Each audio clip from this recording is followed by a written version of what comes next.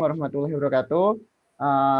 Saya Lambang Baru Jayadi dan dua teman saya, Ian Felix Jonathan dan Calvin Simatupang, hendak mempresentasikan tentang network model. Ya, network model adalah model jaringan yang dibangun berdasarkan model hierarki dengan memungkinkan banyak hubungan antara catatan terkait yang menyeratkan banyak catatan untuk parent record.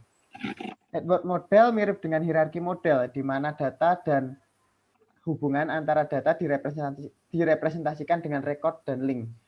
Kalau dilihat dari gambarnya, record adalah yang merupakan bulatan dan link adalah yang merupakan tanda panah.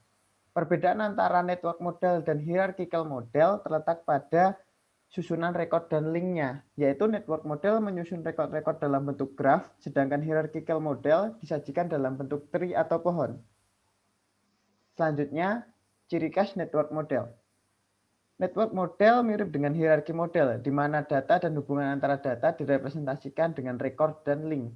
Perbedaan dari keduanya terletak pada susunan record dan linknya, yaitu network model menyusun record-record dalam bentuk graf, sedangkan hierarchical model disajikan dalam bentuk tree atau pohon.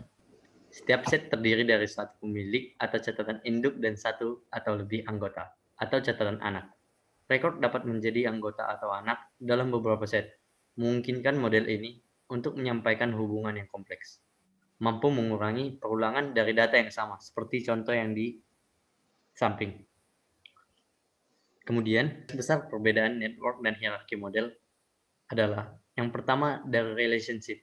Pada hierarki model memiliki hubungan yaitu one-to-many, sedangkan pada network many-to-many relationship. Hierarki model memiliki fleksibilitas yang lebih dibandingkan network model.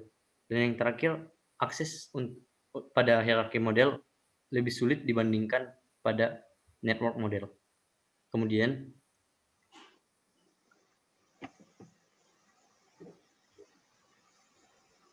advantage network model. Yang pertama adalah conceptual simplicity.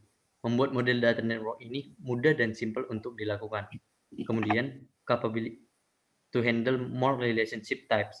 Model data network dapat menghandle one-to-many dan many-to-many, di mana relasi ini sangat banyak dipakai. Kemudian ada ease of data access. Data yang akan diakses lebih mudah diambil. Dan yang terakhir ada data integrity. Network data model tidak mengizinkan pembuatan suatu child atau member tanpa sebuah entitas parent. Berikutnya ada disadvantage of network model atau kelemahan dari network model. Yang pertama, sistem complexity. Semua data yang ada disimpan dalam bentuk records yang menggunakan pointer, dan ini membuat struktur database akan sangat kompleks. Kedua, operasional anomalies. Untuk bisa membuat dan menggunakan network model, seorang programmer yang merancang harus memahami betul materi tentang struktur data. Alasannya adalah karena untuk memasukkan data, menghapus, mengupdate data, harus menggunakan struktur data, di mana implementasi kodenya bisa jadi sangat kompleks dan rumit. Berikutnya, absence of structural independence. Merubah struktur dari database sangat susah untuk dilakukan, bahkan tidak mungkin untuk beberapa kasus. Suatu perubahan pada struktur berarti harus merubah semua bentuk struktur dari awal. Berikutnya, bagaimana cara membuat sebuah network model? Pertama, kita membutuhkan beberapa properti. Properti pertama itu node. Node sering digunakan untuk menyampaikan sebuah entitas. Node ini kadang bisa ditunjukkan dengan bentuk petak, segi empat, atau dalam bentuk bulat. Jadi untuk membuat model, pertama kita harus bisa menentukan entitas apa yang akan kita gunakan.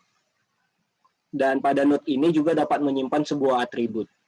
Berikutnya adalah relasi. Relasi adalah hubungan antara entitas parent dengan child. Relasi ini bisa ditulis juga bisa tidak. Setiap data wajib mempunyai sebuah parent kecuali root. Seperti gambar di samping. Yola mengajar algoritma. Tulisan mengajarnya bisa saja dihilangkan. Berikutnya, kita belajar dari sebuah contoh kasus. Misalnya, pada suatu fakultas FTIK terdapat 3 departemen.